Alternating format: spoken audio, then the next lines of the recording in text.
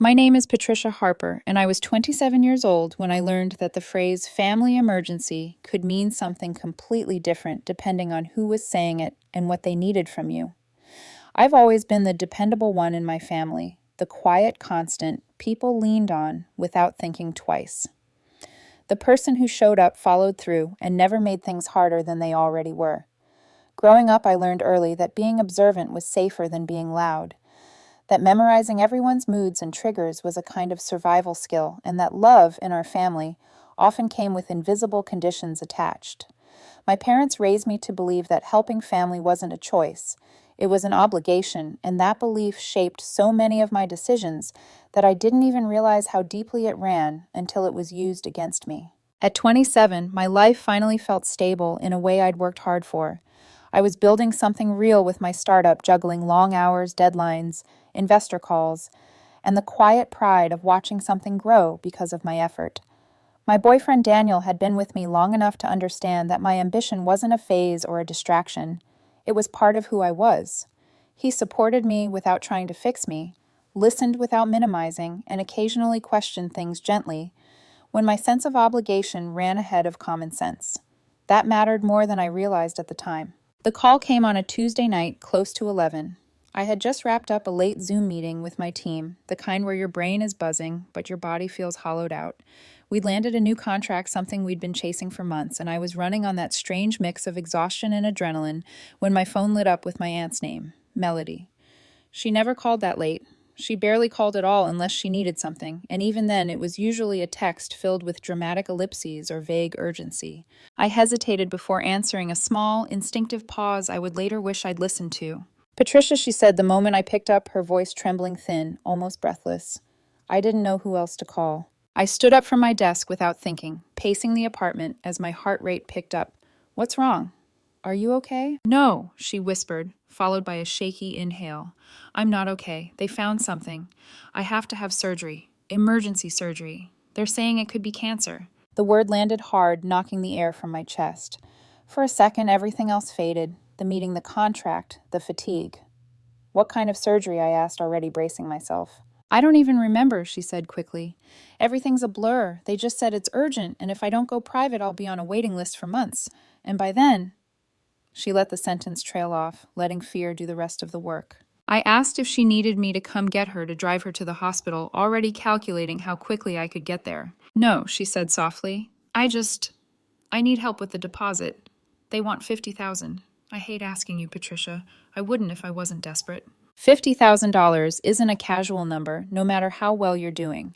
It's the kind of amount that should make you stop, ask questions, slow down. But she caught me in a moment of vulnerability wrapped in fear and urgency. And I believed her. I believed her because I was raised to believe family didn't lie about things like this. I believed her because I wanted to. I promised I'd send the money by morning, and I did, wiring it directly from my business emergency fund. When Daniel asked who had called so late, I told him briefly. He frowned, not suspicious, just concerned. Did she say what hospital? He asked. I realized then that she hadn't. The unease settled quietly, but I pushed it aside. Family needed me. That was the story I'd been taught to tell myself. I didn't know yet that this call wasn't a plea for help. It was the opening move in something much uglier. In the days after I sent the money, I expected at least something, a text, a voicemail, a shaky update from a hospital bed. Anything to confirm that what I'd done mattered, that the fear in Melody's voice had been real and not just well performed. Instead, there was nothing. No thank you, no confirmation, no receipts, not even a vague, I'm okay for now. At first, I told myself it made sense. Emergency surgery meant chaos. Doctor's paperwork, recovery. Silence was understandable. That's what I kept repeating whenever the unease crept in. But by the third day, the quiet started to feel wrong. Melody had always lived loudly. She posted everything, her meals, her moods, inspirational quotes layered over blurry sunset photos. Even when she was broke or overwhelmed, she documented it like a personal reality show. The absence of any online activity was unsettling in a way I couldn't fully explain. It felt less like recovery and more like disappearance. Daniel noticed before I said anything. He has this way of watching without intruding, of letting patterns reveal themselves. One evening, as we were eating takeout on the couch, he glanced at my phone, lighting up with a work notification, and asked casually, "Did your aunt ever say where she's recovering?" I shook my head. "Not yet." "And the hospital?" "No." He didn't push, just nodded slowly. "That's odd." That word stuck with me. Odd. Not alarming, not accusatory, just enough to slip past my defenses. On the fifth day, I called Melody, straight to voicemail. I left a message that was deliberately light, careful not to sound suspicious. "Hey, just checking in. Hope you're doing okay. Call me when you can." My voice sounded steadier than I felt. The sixth day passed the same way. By the seventh day, the anxiety had sharpened into something more defined anticipation, mixed with dread. I started replaying the call in my head, every pause, every emotional inflection. I remembered how quickly she'd pivoted from fear to money, how conveniently she hadn't known details, how she'd framed it as my last chance to help her in time. The realization didn't fully land yet, but the ground beneath my certainty was starting to crack. Then, on the eighth day, everything collapsed. I was scrolling mindlessly through Instagram during a break between meetings when I saw my cousin Brody's name pop up at the top of my feed. I almost skipped it. We weren't close, and his posts were usually loud, performative, and forgettable. But something made me stop. The video started mid-motion, a cherry-red Camaro tearing up a driveway in a dramatic burnout, before sliding into place beside a makeshift pool setup. Balloons folding tables, coolers, people laughing and cheering. The kind of scene that screamed celebration. My stomach tightened. I tapped to the next story. Music, drinks, people dancing, and then the shot that made my hands go cold. Melody standing in oversized sunglasses and a sundress holding a mimosa, like it was an accessory, laughing as someone off camera asked where the car came from. She leaned in, smiling wide, and said, "From someone who still believes in family." I stared at my phone, unmoving, as if blinking might change what I was seeing. My brain stalled, refusing to process it all at once. There was no hospital, no surgery, no recovery. There was a party, a car, a performance. When the emotions finally hit, they didn't come all at once. Confusion came first, sharp and disorienting. Then disbelief, heavy and suffocating. And finally betrayal, slow and burning, spreading through my chest like fire that had nowhere to go.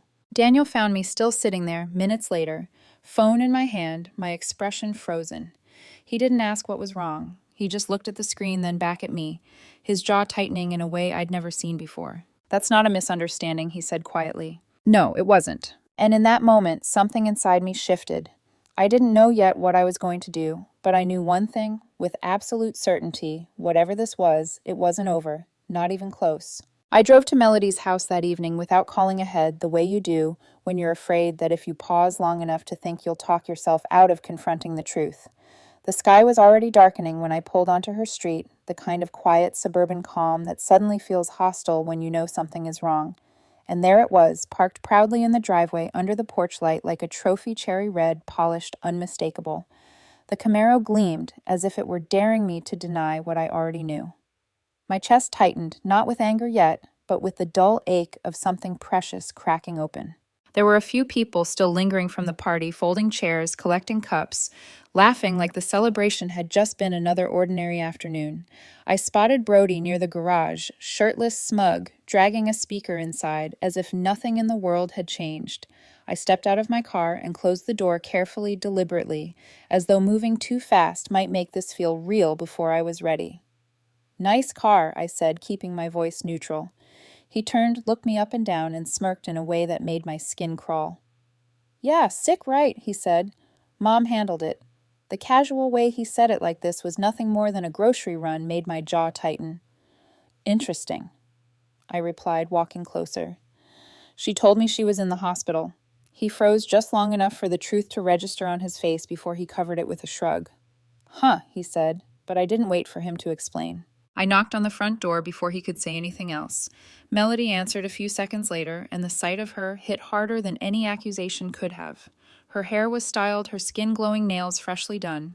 She looked rested, healthy, radiant, everything a woman recovering from emergency surgery shouldn't look like. She glanced at me, then smiled tightly, the kind of smile meant to control a situation before it slipped. "Patricia," she said, as if surprised. "Didn't know you were coming." I stepped inside without waiting for an invitation, the scent of barbecue and chlorine still hanging in the air. I thought I'd check in, I said calmly, since you haven't returned a single call or text. She waved a hand dismissively, already moving toward the kitchen. Oh, don't be dramatic. It's been hectic. You know how it is. The ease with which she brushed me off made something inside me harden.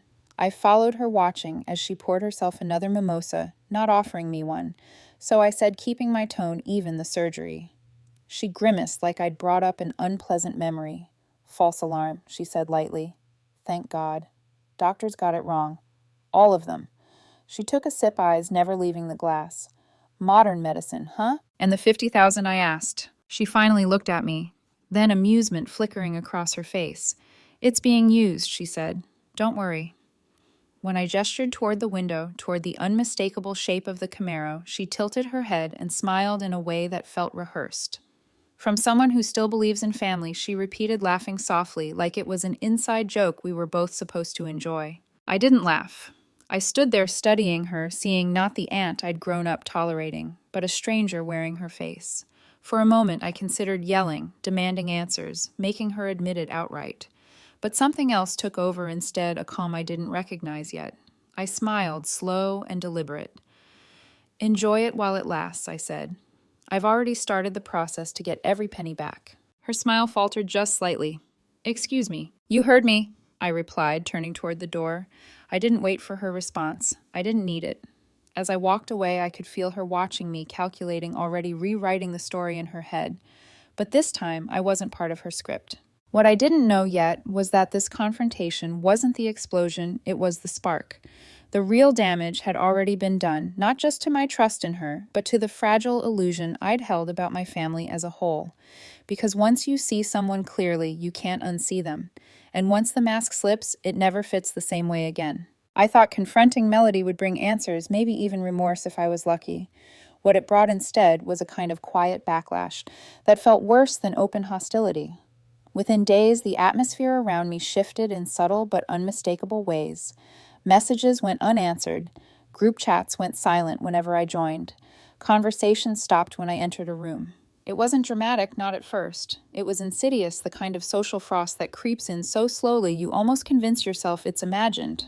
Almost. My mother was the first to say it out loud, though not in the way I expected. She cornered me in her kitchen one afternoon, voice, low eyes, darting, like she was afraid the walls might overhear us. Melody said you threatened her, she whispered.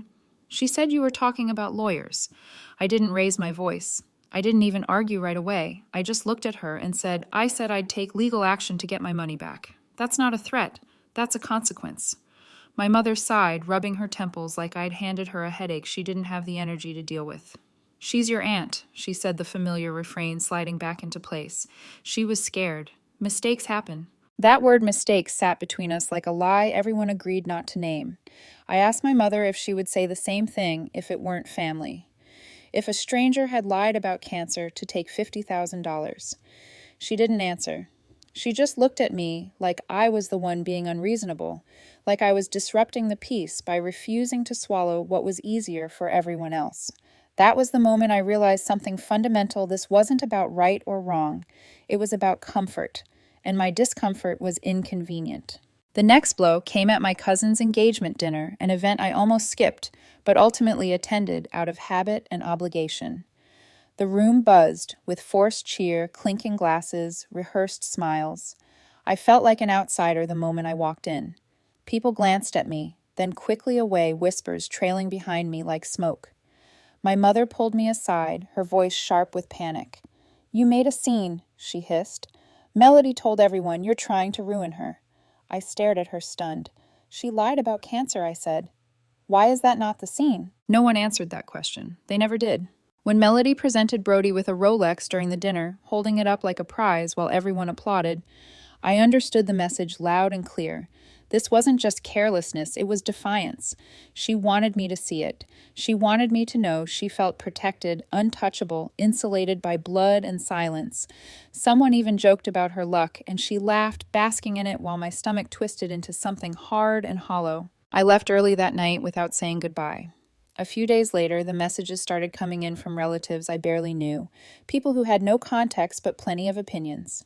Family is everything. Don't tear people apart over money. She'd do the same for you. Each message felt like another small betrayal, another reminder that the story had already been rewritten without me. I was the villain now, the cold one, the one who couldn't let things go. The final breaking point came at my mother's birthday barbecue.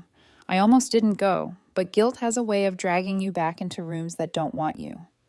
The air was thick with laughter and smoke, everyone pretending nothing was wrong. Brody caught my eye across the yard, that same smug grin plastered on his face. Later, beer in hand, he walked over and said loudly enough for half the yard to hear, "Hey, Patricia, want to take the Camaro for a spin? We're calling it the tumor, in honor of Mom's fake cancer." Laughter erupted, sharp, cruel, unchecked. I stood there frozen, waiting, hoping for someone to stop him. My mother didn't. No one did. That silence was louder than any insult. I set the bottle of wine I'd brought down on the table with deliberate care, looked Brody in the eye, and said, "Hope you enjoy it." Then I turned to Melody, lounging comfortably like a queen surveying her court. "You too," I added. "Enjoy all of it while you can." She smiled like she'd won. I smiled back, but mine felt different, colder, clearer. As I walked away, my hands were shaking, not from fear, not from sadness, but from certainty. The fog that had followed me for weeks finally lifted. They thought this was over. They thought this was a joke that would age into a family anecdote. They had no idea that this moment, this exact cruelty, was the point where I stopped trying to belong and started preparing to stand on my own. After that party, I didn't announce my exit. I didn't send a dramatic message or demand explanations. I just disappeared. No birthdays, no barbecues, no checking in texts that pretended nothing had happened. I muted the family group chat without opening it. I let calls ring until they stopped. For the first time in my life, I chose absence over endurance, and the silence that followed was both terrifying and relieving in equal measure. It felt like stepping off a moving train, everything inside me still racing forward, while the world outside slowed to a manageable hum. The first few weeks were harder than I expected. When you're the reliable one, the strong one, people don't check on you when things fall apart. They assume you're fine, or worse, that you deserve whatever you're going through. I went to work, logged into meetings, smiled at the right moments, and answered emails on autopilot, but my focus was fractured. I'd stare at spreadsheets and forget what I was looking for. I'd reread the same paragraph 3 times without absorbing a word. The money hurt, sure, but it wasn't the loss that haunted me. It was the humiliation. The realization that I'd been manipulated so easily that my sense of duty had been turned into a weapon. Daniel noticed before I admitted it to myself. One night, he found me sitting on the couch in the dark, phone in my hand, scrolling past Melody's Instagram stories without really seeing them. Another quote about karma. Another smiling selfie. Another reminder that she felt untouchable. He didn't lecture me or tell me to move on. He just sat beside me and said, "You don't have to carry this alone." That was it. No advice. No pressure. Just permission to stop pretending I was okay. There was a night in late July when everything felt especially heavy. I hadn't eaten all day. The apartment was quiet except for the low hum of the refrigerator. My phone buzzed with a message from my mother. I didn't open it. I just stared at the screen, feeling that old, familiar loneliness from childhood, the kind you feel when you realize that being dependable often means being overlooked. That night, something shifted. Not all at once, not dramatically, but enough to change my direction. I got up. I took a long shower, letting the water wash away days of stagnation.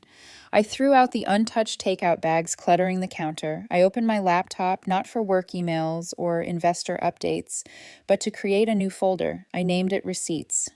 It wasn't about revenge, not yet. It was about clarity, about grounding myself in facts instead of feelings, truth instead of gaslighting. If I was going to be painted as the unreasonable one, I wanted proof of reality on my side. I started with the wire transfer. Date, time, amount, memo line, emergency medical urgent. The irony burned, but I kept going. I pulled up every message Melody had sent me, screenshots of supposed hospital documents, blurry photos of her wrist with a hospital band, vague updates that now read like bad fiction. A reverse image search turned up the truth faster than I expected. The hospital photo was from years ago, something she'd posted publicly during a minor illness. The doctor's note matched a generic template online, unchanged, except for her name typed in at the top. Piece by piece, the story unraveled.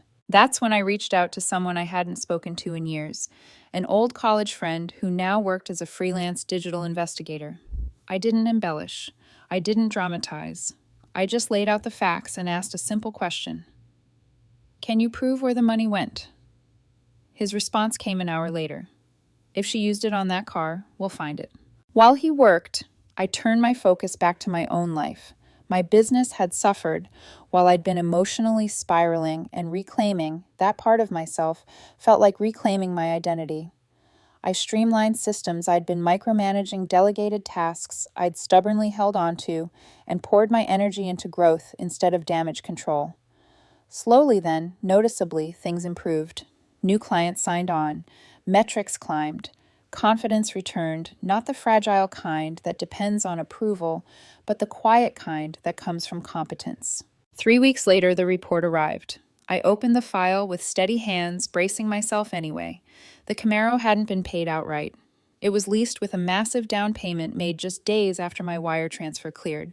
Screenshots showed Melody bragging to friends, gloating about how easily she'd convinced me. One message hit harder than the rest. She really believed I was dying. Too easy. I didn't cry when I read it. I didn't feel shock. What I felt was finality. The illusion was gone completely. This wasn't a misunderstanding or a mistake. It was a choice made deliberately and enjoyed. I backed up the file in 3 places, closed my laptop, and poured myself a drink I'd been saving for something important.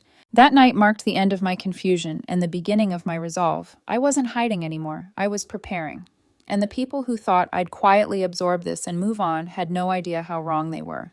The first person I confronted with the evidence wasn't Melody. It was my mother. I didn't do it out of spite or to win an argument. I did it because something inside me needed to know whether the truth would finally matter when it was impossible to ignore. She asked me to meet her for coffee, her tone careful, almost rehearsed, like she was bracing for a difficult conversation she didn't quite want to have.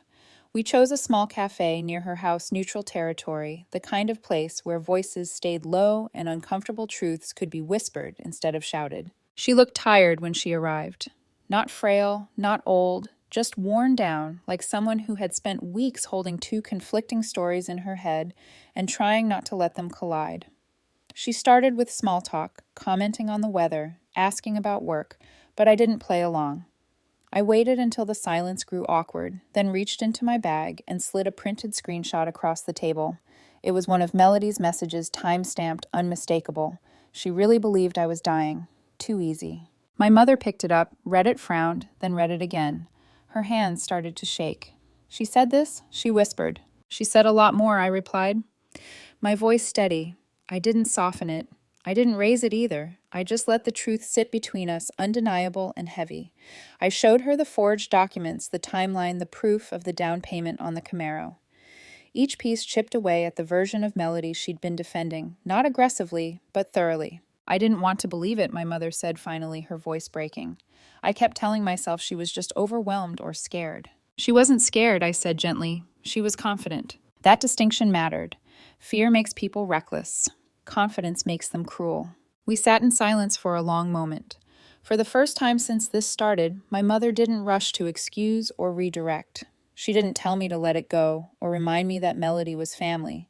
She just stared at the table, shoulders slumped, absorbing the weight of what she'd enabled by staying quiet. She didn't apologize right away. That came later in pieces over time. But something had shifted. I could see it in her eyes, the shame, the recognition, the slow realization that protecting harmony had cost her integrity.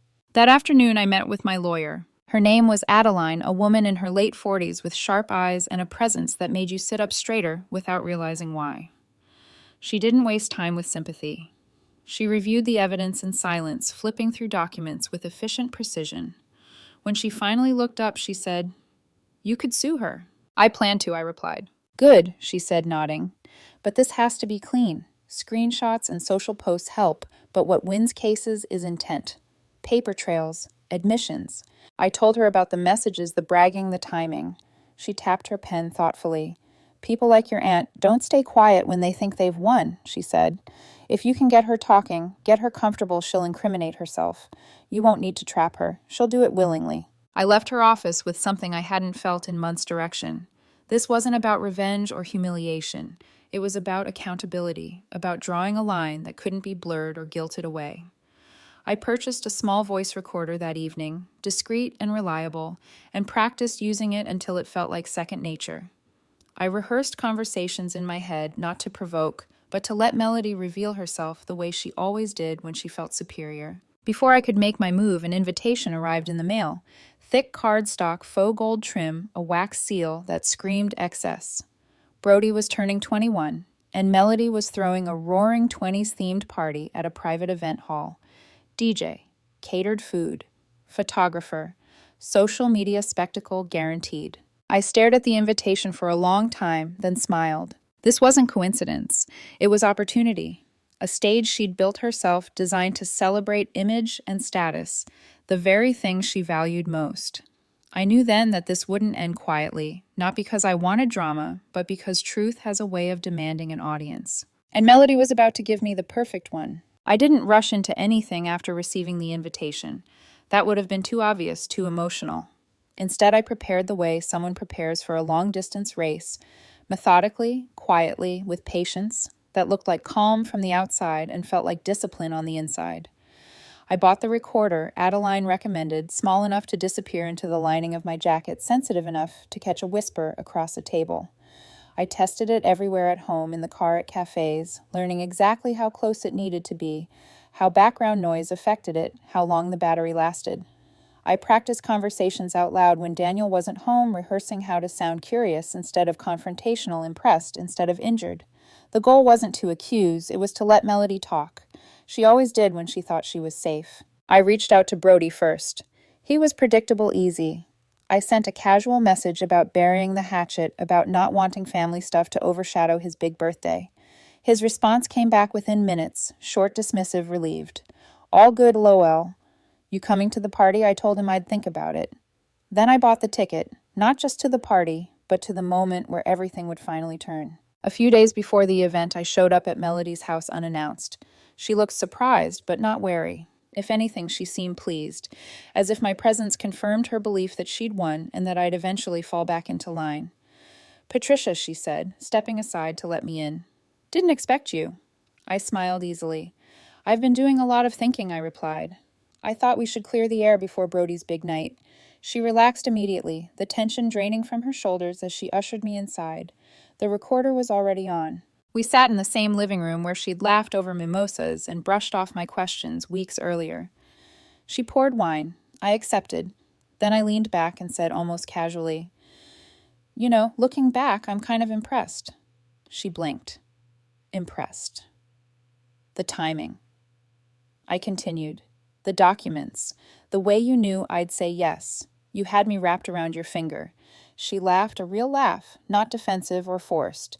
"Don't say that," she said, waving a hand. "I mean it." I pressed gently.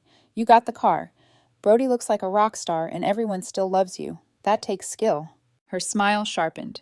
"He deserved it," she said. "And you're successful. You can afford it." She leaned in, lowering her voice like we were sharing a secret. "Honestly, you shouldn't be so trusting. You made it too easy." The words landed clean and clear, the kind of confession people make when they believe there are no consequences. She went on talking about bending the truth because I wouldn't have helped otherwise, about how family resources were meant to be used.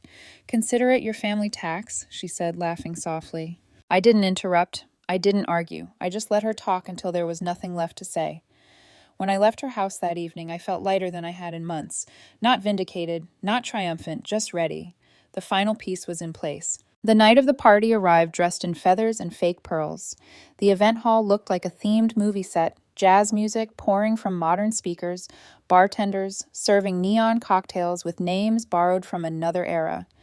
I wore a tailored three-piece suit and arrived with Adeline at my side, not as a date, but as a witness. Melody spotted me almost immediately and crossed the room with arms wide, hugging me tightly and whispering, "I'm so glad you came. Feels like old times." I smiled back. Exactly like old times. The speeches came and went. Brody thanked his mother with slurred sincerity. Melody posed for photos, one hand wrapped around her wine glass, the other resting proudly on Brody's wrist, where the Rolex caught the light. Then the DJ announced a surprise tribute video. The room quieted. Melody clapped excitedly. The screen flickered to life with childhood photos, home videos, sentimental music until it cut abruptly to black. White text appeared, family tax, how to steal $50,000, with a smile. Her voice filled the room next unmistakable recorded in that same living room. You made it too easy. Gasps rippled through the crowd. Screenshots followed. Timelines. Admissions. The room froze as realization spread. Melody stood up, panic flashing across her face. Turn it off, she shouted. Turn it off, but it kept playing every second, dismantling the image she'd spent years constructing. I watched from my seat, calm, almost detached. This wasn't revenge. This was truth finally standing in the light. When the video ended, the silence was deafening. I didn't wait for the chaos to peak. I stood, nodded to Adeline, and walked out, leaving Melody behind as her world began to collapse under the weight of her own words. The fallout didn't wait for morning. It started before I even reached my car. Melody came after me in the parking lot heels, striking the pavement in sharp, uneven beats, her voice cutting through the night like glass. Patricia. What the hell was that? She demanded, panic bleeding through the anger she was trying so desperately to hold together. I turned slowly the way you do when you're done reacting and finally ready to respond. Calm has a way of terrifying people who rely on chaos. That I said evenly was a demonstration of what she snapped. You can't just air private conversations like that. That was illegal. I reached into my jacket and handed her a folded document. She scanned it quickly, eyes darting over the legal language. One-party consent, I said before she could speak. In this state, I'm allowed to record any conversation I'm part of. And you knew exactly what you were doing. You admitted it. Her face drained of color. Behind her, party guests spilled out of the building in clusters, whispering, glancing between us and the frozen image still glowing on the screen inside. The phrase from someone who still believes in family hung there like an epitaph. I didn't raise my voice. I didn't insult her. I just let the moment exist because sometimes the truth does more damage than anger ever could. By morning, her lawyer had reached out. A cease and desist arrived in my inbox, heavy on threats and light on substance. Adeline responded within the hour. Brief, precise, devastating. Documented fraud, recorded admission, civil litigation pending, possible criminal referral. We advised immediate settlement. 3 hours later, the offer came in. $15,000 and a vague apology, framed as a misunderstanding. I laughed not because it was funny, but because it confirmed everything I already knew about Melody. She still thought she could bargain her way out of consequences. I countered with the full $50,000 additional damages and a public apology posted to her social accounts for a minimum of 60 days. Silence followed. Then something even better happened. I posted my own statement. Not the video, not the recordings, but the truth, laid out clearly and calmly in a community group Melody frequented daily. I named what she'd done without embellishment, without insults. I ended with a warning, not a plea. Con artists don't always look like strangers. Sometimes they look like family. The response was immediate and overwhelming. Thousands of reactions, hundreds of comments, stories from people who'd been burned by her before, quietly without proof or power to push back. A local journalist reached out. After consulting with Adeline, I agreed to an interview, carefully worded, legally sound, impossible to ignore. The headline the next day said everything Melody had spent her life avoiding: fake cancer, real Camaro local woman exposed in family fraud. The bank followed soon after. After reviewing the evidence, they reversed the wire transfer in full. Every dollar returned. The Camaro was repossessed within days. The Rolex disappeared into a debt claim. Brody posted an angry rant that vanished almost as quickly as it appeared, but not before someone captured the irony of his final line, "Can't trust anybody, not even family." Melody went silent after that. No posts, no quotes, no smiles. When the apology finally appeared, it was small, scripted, and late. It stayed up for exactly 61 days. I didn't feel triumph when it ended. I felt finished. When the noise finally died down, what surprised me most wasn't the relief. It was the quiet. The kind of quiet that comes after a storm when you're not sure yet what's been destroyed and what's still standing. The family group chats stayed muted. Invitations stopped coming. A few relatives reached out with carefully worded messages that tried to balance sympathy with distance. We didn't know. We just didn't want to get involved. It got out of hand. I read them without anger and without obligation. Explanations offered. After the truth surfaces, don't repair the damage. They just reveal how long people were willing to look away. My mother was different. Months later, she showed up at my door on a Sunday afternoon, no makeup, no rehearsed speech, just a vulnerability I hadn't seen in her before. We sat at the kitchen table, the same one where so many uncomfortable conversations had died unfinished over the years. "You were right," she said quietly. I let her twist things. I let her twist me. I didn't rush to comfort her or minimize it. I let the words land. Accountability, I'd learned, only means something when it's allowed to sit unprotected. She added something I didn't expect.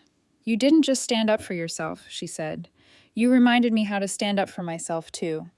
That was the beginning of rebuilding not a clean slate, not forgiveness on demand, but something real and cautious and earned over time. We started slowly. Honest conversations, clear boundaries, no pretending things hadn't happened. Daniel stayed steady through all of it, never pressuring me to reconcile or cut ties completely, just reminding me that my worth didn't come from being useful to people who took without asking. Watching how calmly he supported me taught me something important about love, that it doesn't require self-erasure to survive. As for Melody, I didn't hear from her again. Not directly. I saw Trace's accounts gone dark whispers through extended family rumors of her moving on to a different circle where the story hadn't followed yet. I didn't need closure from her. I already had it. Closure isn't an apology. It's the moment you stop waiting for one. I didn't just get my money back. I got clarity, boundaries, peace. I learned that loyalty without discernment isn't virtue, it's vulnerability. That family isn't defined by blood alone, but by behavior, by respect, by what people do when no one is forcing them to do the right thing. I'm not angry anymore. I'm not bitter. I'm just done. And in the end, Melody was right about one thing. What goes around does come around. She just didn't expect it to arrive calmly carrying receipts and walking away without looking back.